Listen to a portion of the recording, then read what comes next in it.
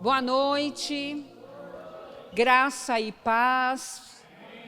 Tudo bem com vocês aí? É um prazer. Pastor, muito obrigada por confiar na unção do Espírito que está na minha vida, sobre mim, dentro de mim. Senhor, Fabiana, tem sido dias maravilhosos aqui com essa família boa, família curada, família alegre. Olha, gente, eu acho que eu não vou mais embora de Maringá, não. Vocês vão ter que me aguentar. Mas tem sido muito bom esses dias, eu agradeço, viu? Eu agradeço por vocês, pelo carinho, pela atenção. Cadê os alunos? Cadê os alunos? Cadê os alunos? Olha quanto aluno bom aí. Vocês também vão ter que me aguentar mais um pouquinho hoje. Mas o Senhor me deu uma palavra abençoada para passar para vocês, que com certeza vai te edificar, viu? Cidade boa, cidade próspera. E sabe, amados, uma das coisas que eu aprendi com o Senhor, que a vida do crente e a vida do cristão é exatamente essa. A vida cristã é essa. É avanço, é crescimento, é ensino, é movimento, é melhoramento. Tudo isso faz parte da vida cristã. Então, eu creio, tudo que isso que eu falei acontecendo nessa igreja, essa igreja avançando cada vez mais, crescendo, na graça e no conhecimento do Senhor Jesus Cristo. Eu não quero perder muito tempo, eu já quero passar para a palavra. E quero dar o tema da minha palavra, do que eu falarei para vocês essa noite está pago. Diga comigo, está pago. Eu gosto muito de falar de Jesus, não só no Rema, onde nós falamos, né, dele, mas eu também gosto de falar e ensinar a respeito de Jesus Cristo. Está pago. E o texto que eu escolhi, ou que com a ajuda do Espírito Santo foi me dado, é João, Evangelho de João, capítulo 19, lá no versículo 30. Se eu falar muito rápido aí, se você não entender, você me chama depois, tá? Mas eu creio que não só você que está aqui presente, mas você que está assistindo pelas redes sociais, que vocês serão abençoados nessa noite, amém? Igreja linda, povo lindo, graças a Deus. João 19, 30, está escrito assim, um versículo bem curtinho. Quando, pois, Jesus tomou vinagre, disse, está consumado. E, inclinando a cabeça, rendeu o Espírito. Está consumado. No grego, essa frase é tetelestai. Fale comigo, tetelestai. Olha você falando grego aí. Tetelestai, está consumado. Sabe, queridos, quando Jesus estava crucificado, estava sendo crucificado, ou já próximo a morrer pela crucificação, Jesus fala pelo menos 7 frases, as quais você terá que garimpar nos 4 evangelhos, Mateus, Marcos, Lucas e João, quais são essas frases. E a última frase que ele diz, segundo o evangelho de João, é exatamente esta: está consumado. Meus irmãos, infelizmente, muitas pessoas, elas têm vivido uma vida aquém daquela que Jesus veio trazer para nós. Muitas pessoas, né, se sentindo condenados, se sentindo abatidos, destruídos, deprimidos, se sentindo, vivendo uma vida aqui, aliás, não vivendo uma vida aqui, a qual Jesus veio para nos trazer, que é uma vida, não é uma qualquer vidinha, não é qualquer vidinha, é uma vida em abundância. E muitos não estão vivendo essa vida que Jesus veio trazer. Agora, o que é mais triste de tudo isso é que muitos crentes estão vivendo assim. Muitos crentes se sentem condenados, muitos crentes se sentindo andando nessa vida, nessa trajetória aqui da terra, exatamente como verdadeiros miseráveis. Muitos crentes se arrastando aqui nessa terra para chegar logo lá no céu, né? Muitos crentes futuristas. Lá no céu eu terei, lá no céu eu serei, ou seja, colocando tudo que Jesus veio trazer para nós hoje, lá para o futuro. Mas sabe que você pode viver a vida que Jesus veio para te trazer para nós hoje. Eu sei que no céu, né, como eu falei na aula, no céu a gente fala muito do céu, mas nós não ficaremos tanto tempo no céu, nós ficaremos somente 7 anos, enquanto aqui na terra está o período da tribulação. E depois nós voltamos juntamente com Jesus para reinarmos com Ele na dispensação do milênio. Então, queridos, viva exatamente como Jesus essa vida que Jesus nos trouxe. Muitos jovens, muitos adultos, muitos crentes que estão na igreja há 10, 20, 30, 40, 50 anos, vivendo, como eu disse, condenados. Muitos crentes doentes, muitos crentes que por falta de entendimento da obra redentora, libertadora, curadora, regeneradora, edificadora da cruz de Cristo, não estão vivendo o que Ele trouxe para todos nós. E sabe, esses crentes, todo dia o diabo os acusa, dizendo, você não é nada. Nunca ele falou isso para você, só para mim. Você não tem nada. Você nunca chegará a lugar nenhum, você é um fracasso. Sabe aquele pecado que você cometeu? Deus nunca te perdoou. Você nunca foi perdoado pelo Senhor. E Ele vem, e na nossa mente, Ele nos acusa quase que diariamente. Mas presta atenção, amado. É algo que meu pastor fala que eu gosto muito. Nós só viveremos aqui o que a palavra garante quando nós entendermos a palavra de Deus. Nós só viveremos aquilo que nós conhecermos. Ou seja, eu só vivo, você só vive da palavra de Deus, aquilo que você conhece. Mas meu amigo, minha amiga, meu irmão, minha irmã, deixa eu te falar algo. Jesus, a Bíblia diz que Jesus, Cristo, o Filho de Deus, Ele veio para buscar e para salvar todo aquele que havia se perdido. Porque na realidade, nós, por causa do pecado original de Adão, nós não merecíamos nada do Senhor. Nada nós merecíamos dele. Nós merecíamos, sabe o quê? O lago de fogo e enxofre. Mas pela graça dele, queridos, pelo favor dele, pela misericórdia dele, pelo amor dele, nós hoje somos o que somos. Tanto que Paulo diz lá em 1 Coríntios 15, 10, na parte A do versículo, Paulo diz, pela graça de Deus, sou o que sou, e a sua graça que me foi concedida não se tornou vã. Um dos versículos que eu gosto mais do livro de Romanos, da Epístola de Romanos, está lá em Romanos 10, versículo 6 a 8 diz assim, mas a justiça decorrente da fé diz, quem subirá ao céu, isto é, para trazer do alto a Cristo? Ou quem descerá ao abismo, isto é, para levantar Cristo dentre os mortos? Porém, que se diz, a palavra está perto de ti, na tua boca e no teu coração, isto é, a palavra da fé que pregamos. Paulo faz essas indagações, Paulo faz algumas perguntas retóricas, que ele pergunta e ele mesmo responde. Ele pergunta, quem subirá ao céu para trazer do alto a Cristo? Amados, Jesus já veio. A obra da salvação ele já consumou.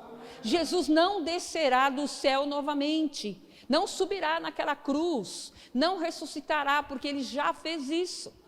E Paulo também pergunta, e quem vai descer ao abismo para trazer Jesus?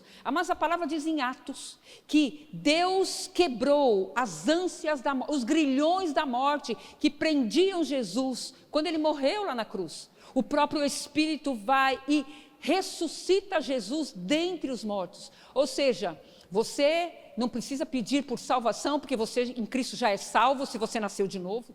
Você não precisa pedir coisas que pela fé e pela obra dele você já tem, porque a obra dele foi completa. Amém, amados? A obra dele foi completa. Como? Através da sua vinda, da sua vida, da sua morte e da sua ressurreição.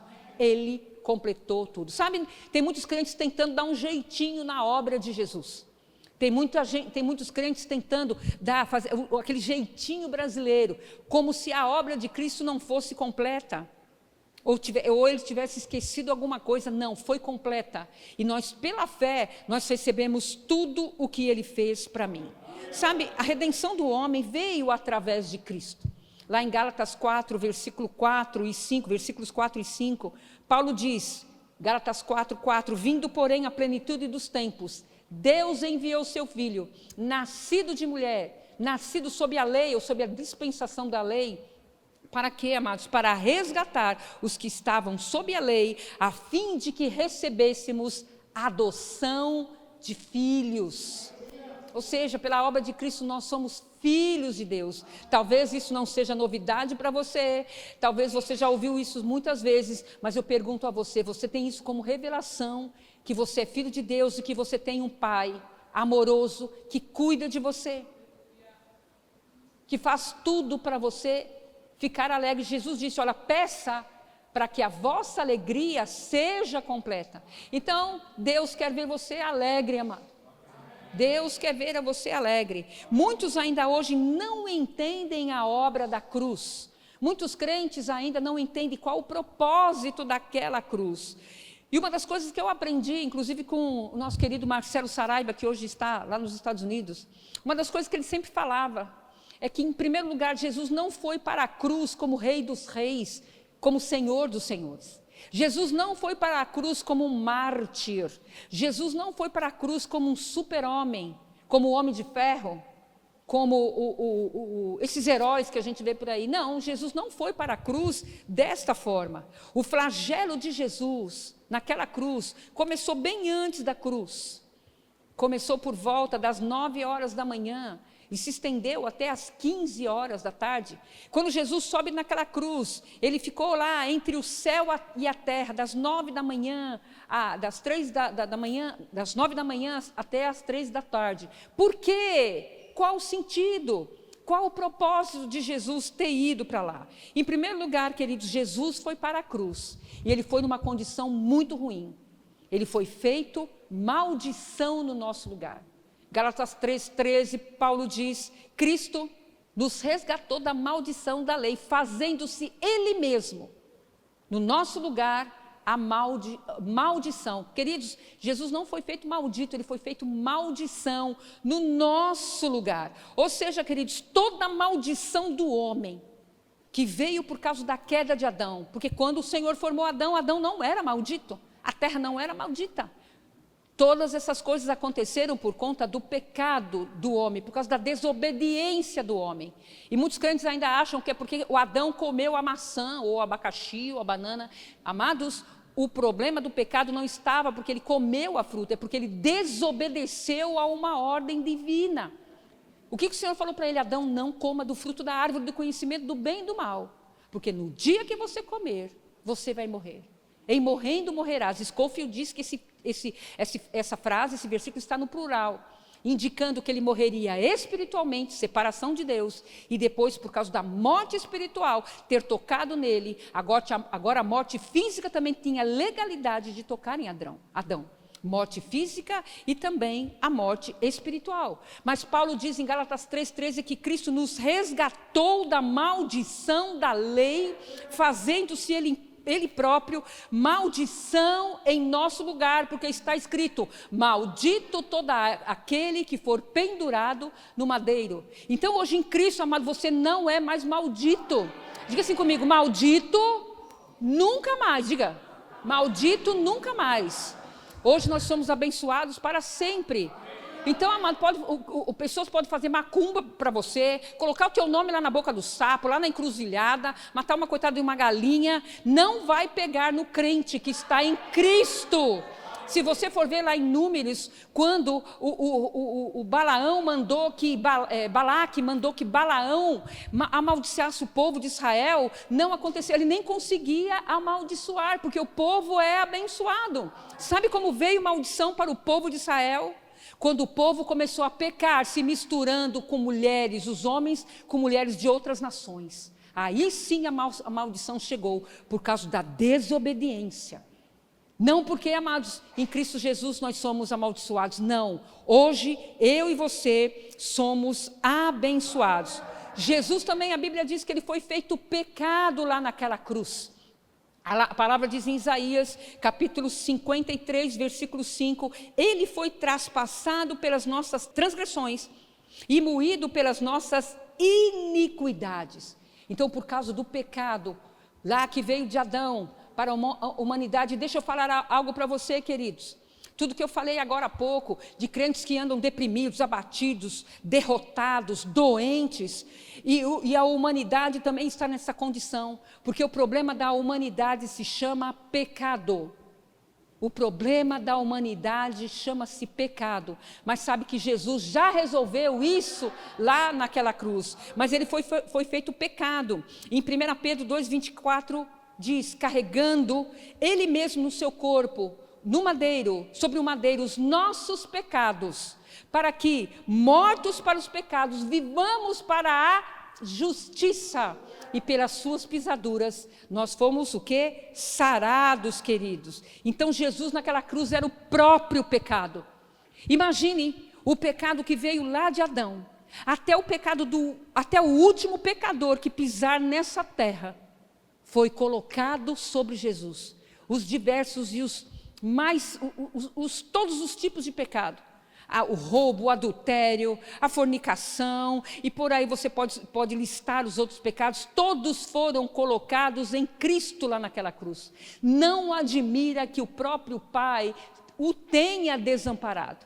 Naquela cruz, querido, talvez as pessoas que estavam lá assistindo a crucificação não viram, mas o reino de Deus e o reino de Satanás, os seres angelicais, os seres espirituais viam o que estava acontecendo com Jesus naquela cruz.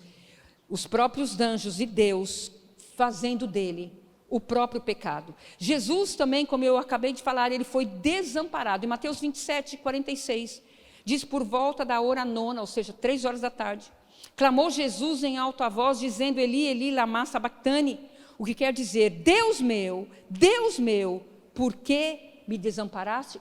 Sabe que hoje muitos crentes ainda não entendem por que Cristo foi desamparado naquela cruz.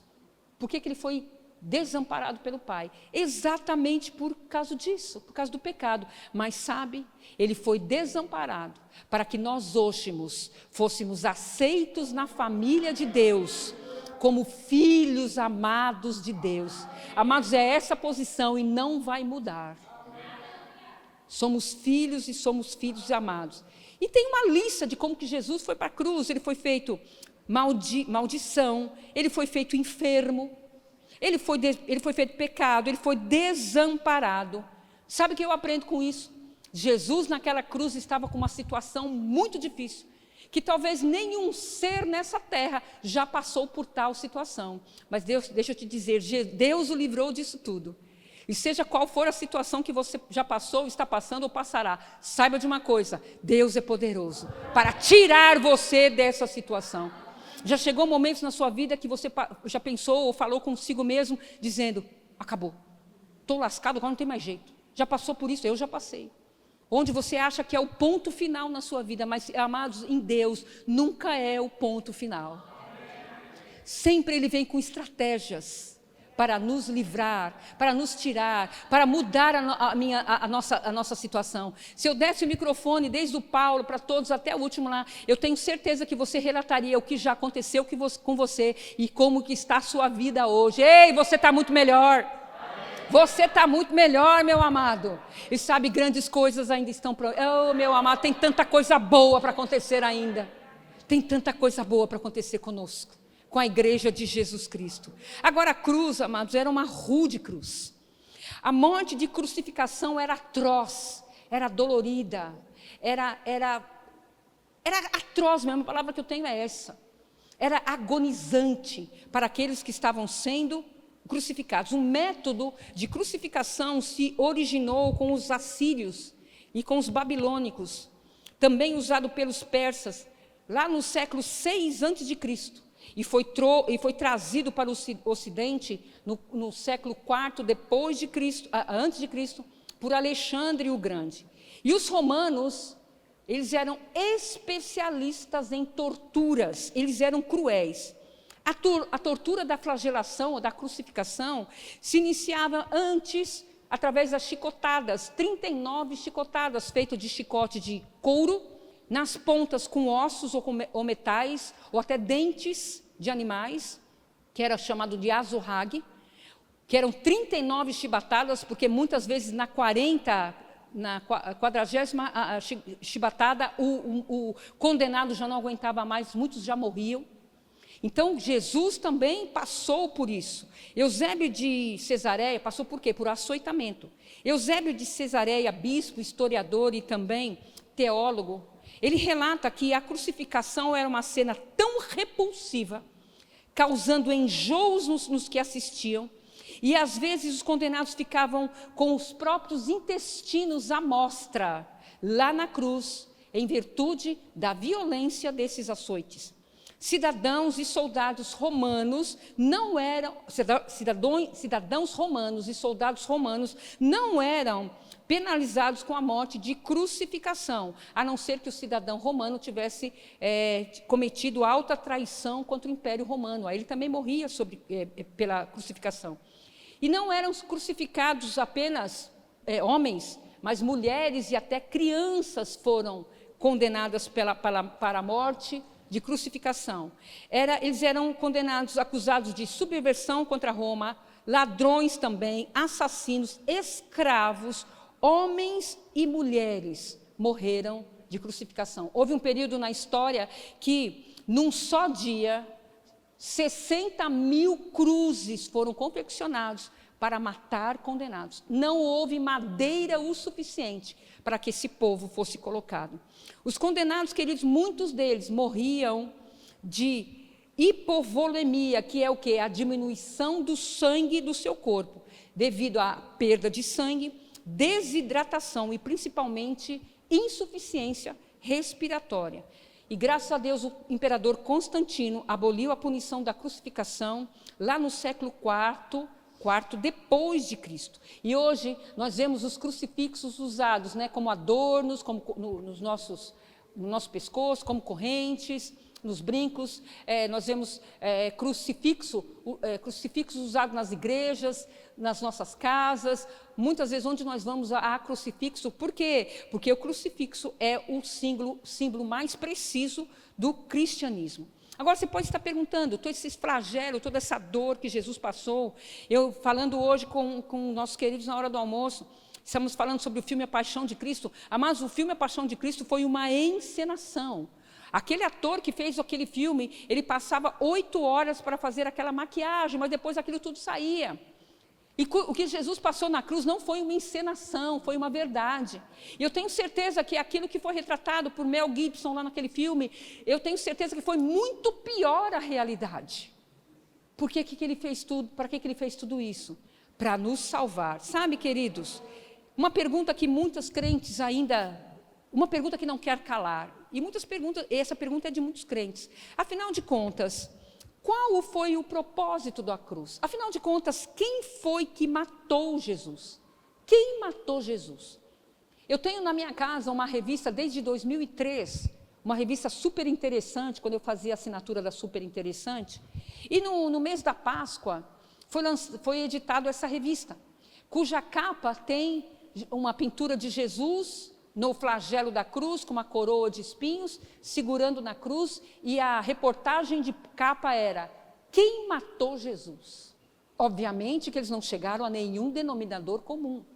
Mas é uma pergunta que muitos de nós fazemos: quem foi que matou Jesus? Foram os judeus? Os judeus não foram, porque os judeus eles estavam sob o domínio romano, sob o domínio de Roma, e eles não tinham essa autonomia. Quem matou Jesus? Os romanos. Os romanos foram apenas os instrumentos, ou o instrumento para a crucificação de Jesus. Quem matou Jesus? O diabo. Sabe, queridos, o diabo ele é sagaz, ele é inteligente, mas ele não conhecia o propósito, o plano de redenção de Deus para o homem. Portanto, ele não poderia ter matado Jesus. Mas, afinal de contas, quem matou Jesus? E eu vou te responder com pelo menos 2 textos. Romanos 4:25 diz: ele foi morto pelos nossos pecados, mas ele ressurgiu ou ressuscitou para a nossa crucificação. E lá em João, capítulo 10, versículo 18, ele mesmo diz: ninguém tira a minha vida, eu espontaneamente a dou. Sabe o que a gente aprende com isso? Que Jesus veio para morrer. Mas graças a Deus que ele não ficou morto lá naquela cruz. E tem mais, Apocalipse 13:8, a parte B. João está dizendo: o cordeiro que foi morto desde a fundação do mundo. Respondendo, afinal de contas, quem matou Jesus? Queridos, Jesus mesmo se deu. Jesus mesmo se deu por mim e por você. Sabe, uma das coisas que eu gosto muito de falar, ou de ilustrar, é que Jesus é tão apaixonado pelo homem, que se Jesus tivesse uma carteira, com certeza a sua foto estaria dentro da carteira dele. Se Jesus tivesse um ímã de geladeira, o ímã de geladeira seria a sua foto pregada naquele ímã de geladeira. Por quê? Porque Ele nos ama, Ele veio porque Ele nos ama. Agora que você pode estar também pensando, como eu já pensei muito, afinal de contas, por que Jesus permitiu em Cristo uma morte tão atroz, tão dolorida, tão difícil? Em primeiro lugar, amados, para que eu e você recebêssemos perdão para os nossos pecados. Uma das coisas que mais me deixa triste é ver crentes ainda condenados pelo pecado. Deixa eu te dizer, se você nasceu de novo, se um dia, não sei aonde, ou sozinho, ou numa igreja, através de um amigo, você levantou a sua mão, ou você fez a confissão para receber Cristo como seu Senhor dentro de você, saiba de uma coisa, naquele momento você foi perdoado dos seus pecados. E uma das coisas que eu fico mais triste, crentes ainda dizendo que nós somos pecadores salvos pela graça. Ou nós somos pecadores ou nós somos salvos pela graça. Não dá para ficar no meio, nos dois. Nós fomos pecadores. Em Cristo Jesus os nossos pecados foram perdoados. Então diga comigo, eu sou perdoado. Portanto, amado, não deixe Satanás vir soprar no teu ouvido, dizendo que coisas que você fez antes da sua salvação, te acusando. Sabe de uma coisa, no momento da sua salvação, os nossos pecados foram apagados. Jesus não se lembra mais. E por que Deus permitiu uma morte tão atroz? Para que, por Jesus, nós tivéssemos a paz com Deus. Isaías 53:5 diz, o castigo que nos traz a paz estava sobre ele, para que por suas feridas nós fôssemos sarados, perdoados. Ou seja, queridos, Deus permitiu essa morte tão atroz, para que hoje, em Cristo Jesus, nós fôssemos reconciliados com Deus. Ou seja, a paz de Deus e a paz com Deus já está em nós hoje. Hoje nós não somos mais inimigos de Deus.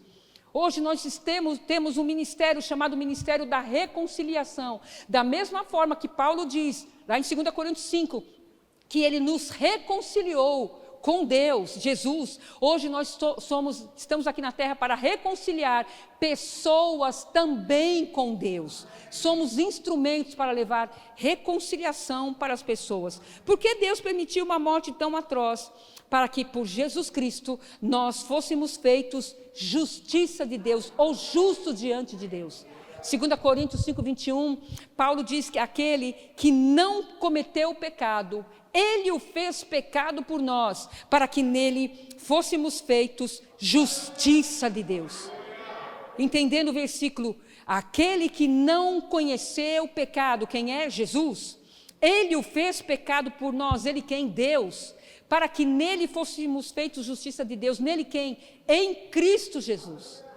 Amados, uma das maiores e melhores posições que nós temos hoje, além de tantas, é sermos justificados pela fé em Cristo Jesus. Somos declarados diante de Deus justos.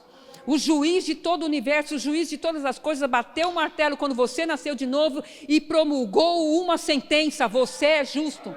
Você hoje pode chegar diante de Deus Pai, sem medo dele por causa do pecado, sem nenhum senso de condenação por causa do pecado, sem nenhuma culpa por causa do pecado, sem nenhuma inferioridade, se sentindo aquele filho, aquele que está além ou aquém de Deus, sem nenhum senso de inferioridade por causa do pecado.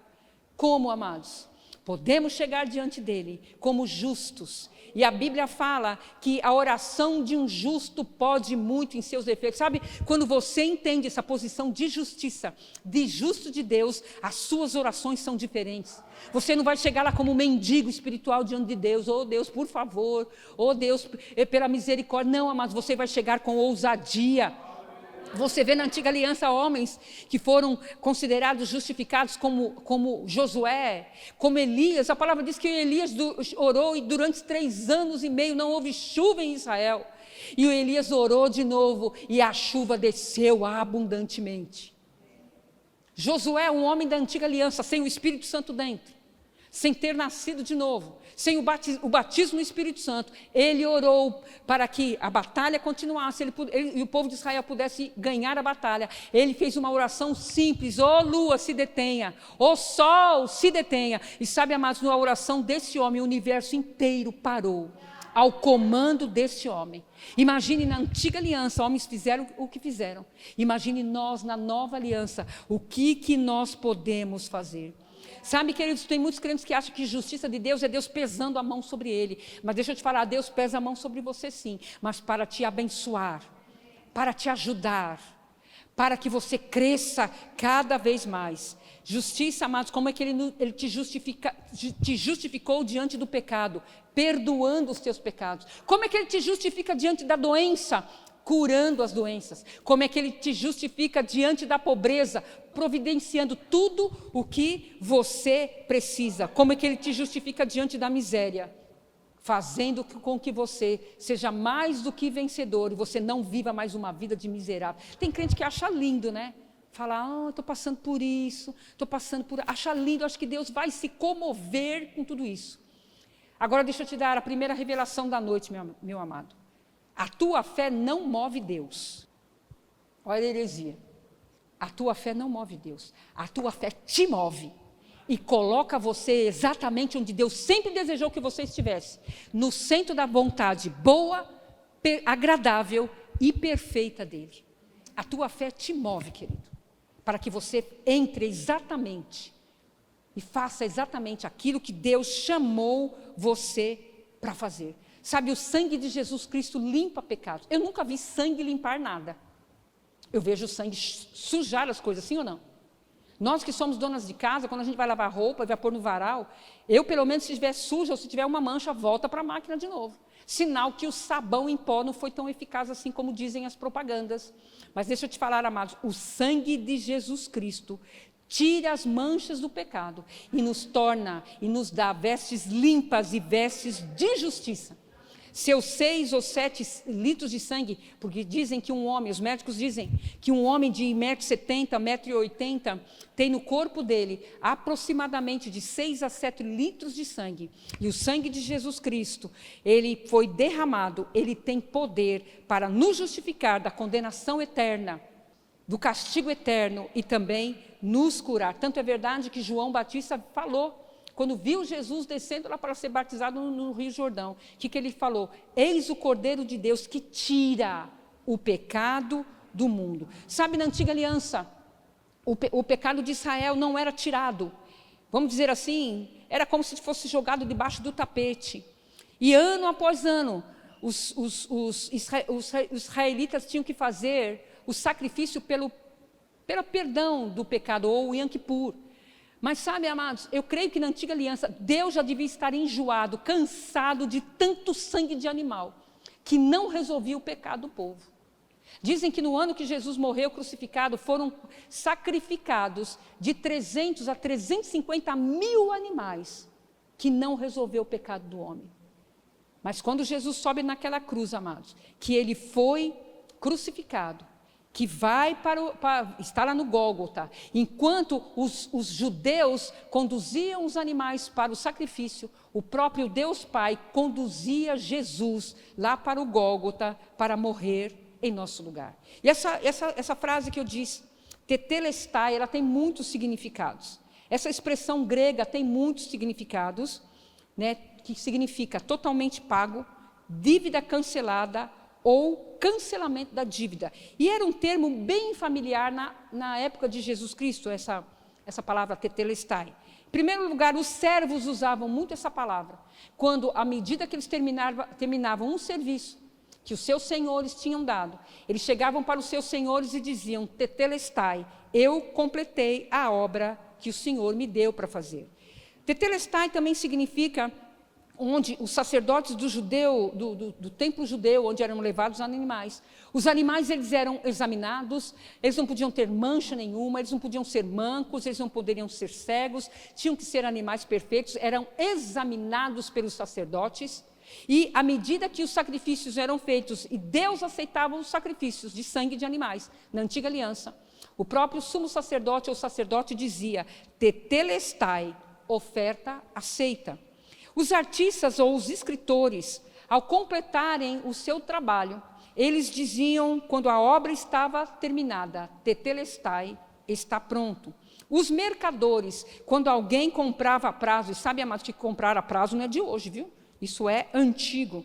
No último pagamento, o negociante recebia, na sua nota promissória, escreviam a palavra tetelestai, que significa débito quitado ou totalmente pago. Os criminosos, quando alguém cometia um crime, esses atos, eles eram registrados num papiro conhecido como cédula de dívida ou escrito de dívida. E, geralmente, esses condenados que ficavam presos, a cédula de dívida ou escrito de dívida ficava exatamente em cima onde ele estava preso. Ao término da sua penalidade, quando ele já cumpriu, toda a sua pena, um juiz era determinado para pegar essa cédula que era contra ele e escrever ali tetelestai, ou seja, aquele condenado poderia agora desfrutar da liberdade. Mas o mais importante que eu acho na palavra tetelestai, segundo Rick Renner, significa ponto de virada ou um período entre outro. Um estava terminando e um período estava começando. Ou seja, amados, quando Jesus fala naquela cruz, tetelestai, está pago, era como se ele estivesse dizendo, tchau, antiga aliança, adeus, antiga aliança, e como se ele estivesse dizendo, bem-vinda nova aliança, bem-vindo Espírito Santo que agora habitará nas pessoas, bem-vinda nova aliança, bem-vindo Santo Espírito prometido. Aí, amados, uma coisa que me mais deixa feliz em tudo isso, é que ele ressuscitou. Quem vai lá em Israel, que vai lá no Jardim do Túmulo, ou lá na igreja do Santo Sepulcro, não encontra o corpo de Jesus lá. Dizem que quem vai lá tem uma placa escrita em cima, he is not here, ou seja, ele não está aqui. Ou seja, queridos, Jesus ressuscitou. Não viveríamos mais embaixo do regime da lei, não viveríamos mais embaixo de acusação, não viveríamos mais embaixo de maldição, malditos nunca mais, abençoados para sempre. Colossenses 2,14, Paulo diz, tendo cancelado o escrito de dívida que era contra nós, e que constava de ordenanças, o qual nos era prejudicial, removeu-o inteiramente, encravando-o na cruz, e despojando os principados e potestades, publicamente os expôs ao desprezo, triunfando sobre ele na cruz. Agora, amados, eu acabei de falar que nós só vivemos o que nós conhecemos, e só viveremos a palavra de Deus, aquilo que nós conhecemos da palavra de Deus. Portanto, amado, não deixe o diabo tirar proveito de alguém. Não deixe não deixe o diabo vir soprar aí na sua vida, que você ainda tem coisas para acertar com Deus. Antes da sua conversão, seus pecados foram perdoados. E hoje, os nossos atos de pecado. 1 João 1,9 diz que se nós confessarmos os nossos pecados, Ele, Deus, é fiel e justo para nos perdoar os pecados e nos purificar de toda injustiça. Deixa eu perguntar para você, alguém aqui já deveu muito? Você não quer falar, mas provavelmente você já deveu muito. Eu não quero constranger ninguém, mas eu já devi muito, querido. Situações difíceis na minha vida. Agora, uma dívida paga não se paga duas vezes. Graças a Deus eu quitei todas as minhas dívidas, e vamos supor lá que uma loja me ligasse dizendo, ei, Esther, você está devendo aqui, mas eu tenho comprovante de que daquela dívida já foi paga. Então eu não tenho obrigação de pagá-la duas vezes. E sabe, queridos, a dívida que era contra nós, Jesus já pagou. Hoje você não está separado de Deus, você tem vida eterna com Deus, você tem uma vida aí e uma trajetória em Deus poderosa, perfeita. É como um voucher quando nós recebemos de uma companhia aérea. Você que já voou sabe que às vezes quando o voo atrasa ou é cancelado, geralmente a companhia aérea dá um voucher para nós, onde você tem direito a traslado, onde você tem direito à hospedagem, onde você tem direito à alimentação. Você não vai pagar nada. Todas as despesas estão por responsabilidade da companhia aérea. Ou seja, viva uma vida, amada, compatível com o preço que Jesus pagou lá na cruz. Ele foi desamparado para te acolher de braços abertos. E para concluir, queridos, escolhas. Todos os dias nós fazemos escolhas. Todos os dias tem coisas para nós decidirmos, não é verdade? E a Bíblia fala sobre escolhas, a Bíblia fala sobre decisões para nós tomarmos. Gênesis 1, ou o Gênesis capítulo 3, Adão tinha uma escolha. Adão não precisava comer do fruto da árvore do conhecimento do bem ou do mal, mas ele decidiu, ele teve uma escolha. E qual foi a escolha? Comer e perdeu a vida. Sabe, queridos, todos os dias nós temos decisões para a vida. Josué, o sucessor de Moisés, grande líder militar, sabe, ele diz lá em Josué capítulo 24, versículo 14, agora, pois, temei ao Senhor e servi-lo com integridade e com fidelidade, deitai fora os seus deuses, aos quais serviram vossos pais, da além do Eufrates e do Egito, e servi ao Senhor. Porém, se vos parecer mal servir ao Senhor, escolhei hoje a quem sirvais, se aos deuses a quem serviram vossos pais, que estavam da além do Eufrates, ou aos deuses dos amorreus, em cuja terra habitais. Mas ele diz, eu e minha casa, porém, serviremos ao Senhor. Um dos textos que eu mais amo lá no Antigo Testamento, fora tantos, né? Está lá em Deuteronômio capítulo 30, versículos 15 a 20. Moisés, queridos, ele fala ao povo. Moisés já estava para partir, ele sabia que ele ia morrer, ele sabia que Josué seria seu sucessor, mas antes ele chega diante do povo e fala, ei, faça o seguinte, eu proponho para vocês hoje a vida e a bênção, o mal e a maldição. Ou seja, ele propôs para o povo, o que vocês querem? A vida, o bem, a vida, o mal, a maldição? E ele mesmo dá uma dica que eu acho tão importante, que muitas vezes nós lemos isso e esquecemos, que está lá em Deuteronômio 30, versículo 19. Ele diz, escolhe, pois, a vida, para que tu vivas e a tua descendência também. Ou seja, Moisés falou para a sua geração. Josué falou para a sua geração. E isso, amados, é aplicado até hoje, em todas as gerações. Por isso que o Evangelho, querido, nunca cai de moda. O Evangelho fala sobre arrependimento. E sabe que arrependimento não parou e não acabou lá em João Batista? Nós precisamos, às vezes, ou muitas vezes, nos arrepender, queridos, e escolhermos e irmos para o caminho da vida, para o caminho da bênção, e não para o caminho do mal. Você lembra em Jesus, lá, quando aquele jovem rico chega para Jesus, está lá em Lucas capítulo 10, em Marcos capítulo 10, a partir do versículo 17, o jovem rico vem para o Jesus e faz uma pergunta, Jesus, o que eu faço para ter vida eterna? E Jesus queria o quê? Sinalizar onde estava o coração daquele jovem. Ele diz, você é rico, vende tudo que você tem, dê aos pobres e me segue. E a palavra diz, queridos, que ele ficou triste, porque ele não queria fazer isso. Ele ficou triste e se afastou de Jesus. Agora, amado, Jesus não queria que ele vendesse tudo. Jesus não estava pedindo nada demais para aquele homem, apenas que ele soubesse onde estava o coração dele. E onde estava o coração dele? Nos bens. Eu pergunto para você hoje, meu amado e minha amada, está bem que eu não conheço ninguém aqui. Onde é que está o teu coração hoje? Nos bens? Nas riquezas? Em ganhar muito dinheiro? Nada contra. Mas desde que for feito, amados, para a glória, Paulo fala, quer comais, quer bebais, ou façais qualquer outra coisa, fazei para a glória de Deus. E sabe, queridos, todos nós precisamos tomar decisões na nossa vida. Decisões de qualidade, decisões de prioridade. Carlos Anaconda, ele fala algo que eu gosto muito, ele diz, há um mundo que busca o verdadeiro caminho, e Deus quer que este mundo saiba que este caminho é Jesus Cristo.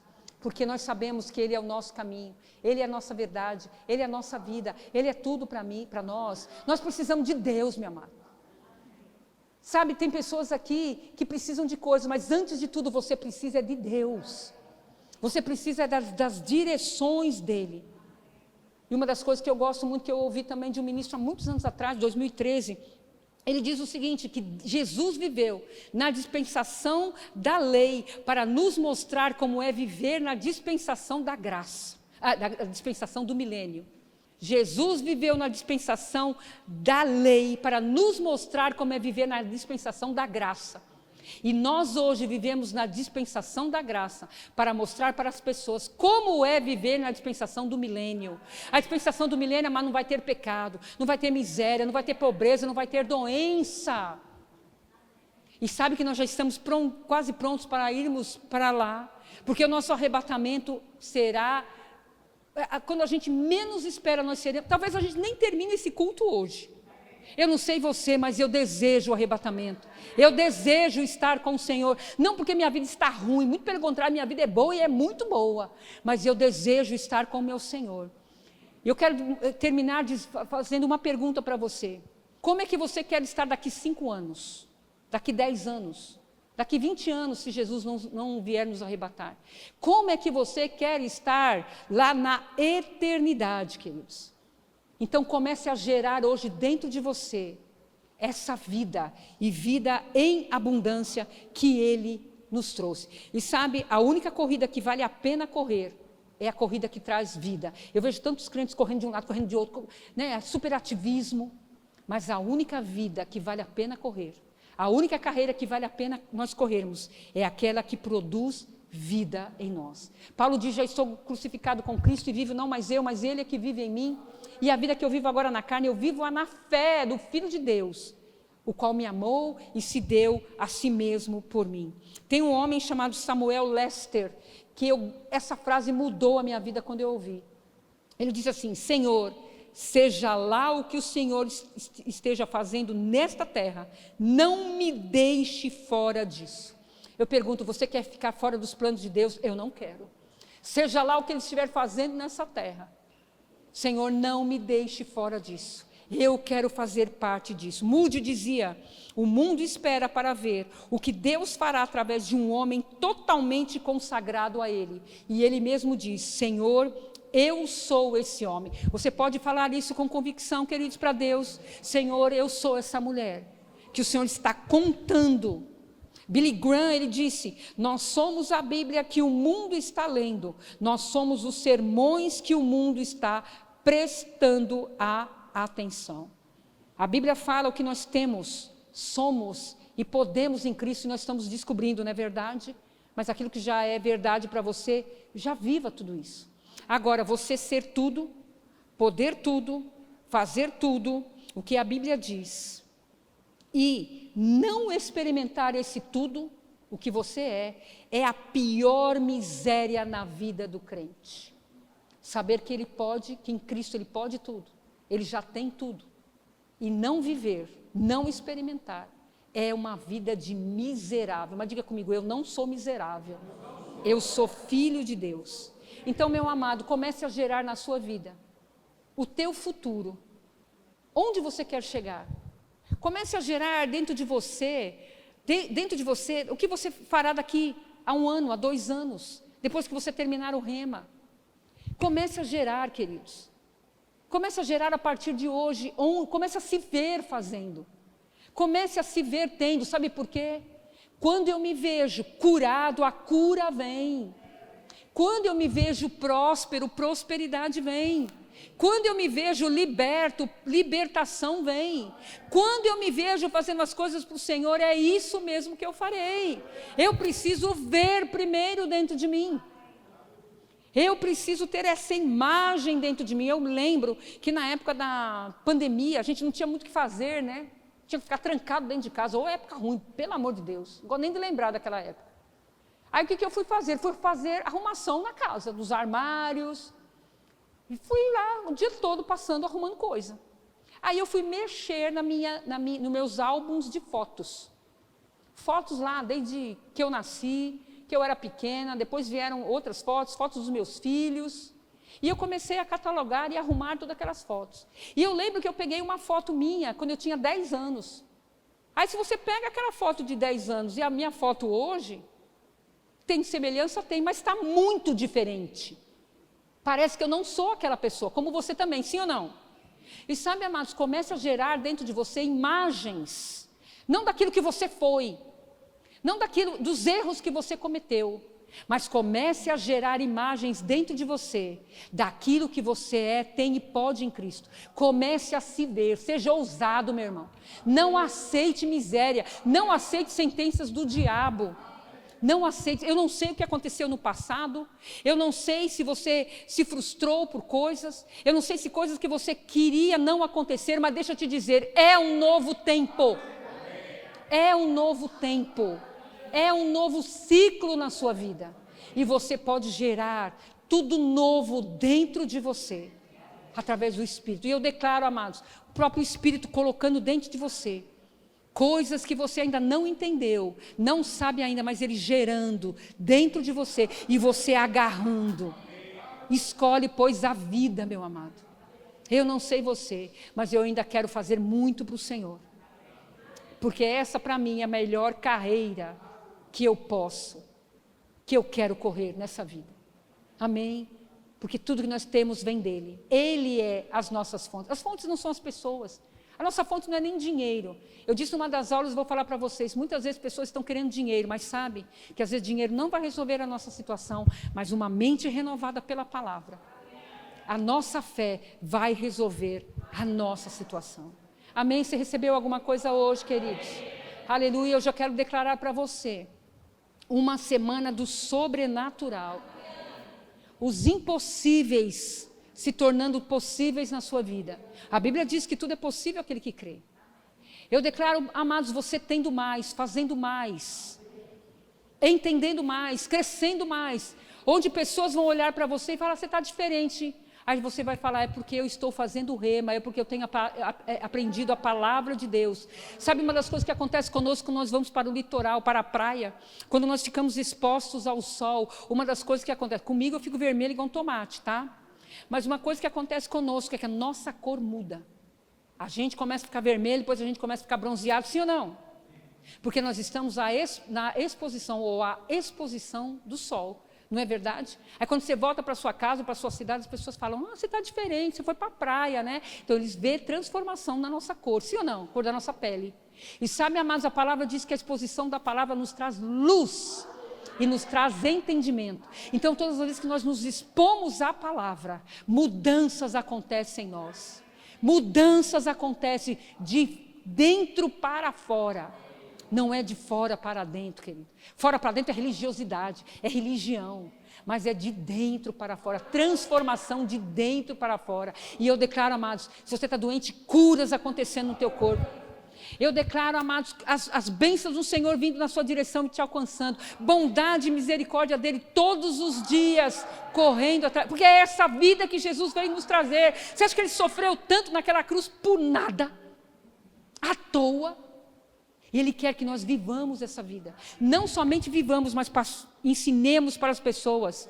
Preguemos o evangelho para as pessoas. Sabe, queridos, eu declaro em nome de Jesus essas cadeiras que estão vazias, com pessoas vindo aqui, pessoas que você está evangelizando, pessoas que você está cuidando delas, pessoas que serão transformadas nessa cidade linda de Maringá. Há pessoas, queridos, que estão hoje sofrendo, e você é o canal de Deus para a vida delas. Eu tenho certeza que tudo que eu estou falando aqui não é novidade, você já ouviu, mas eu declaro, amados, conhecimento revelado dentro de você, transformação pelo poder do Espírito Santo de Deus.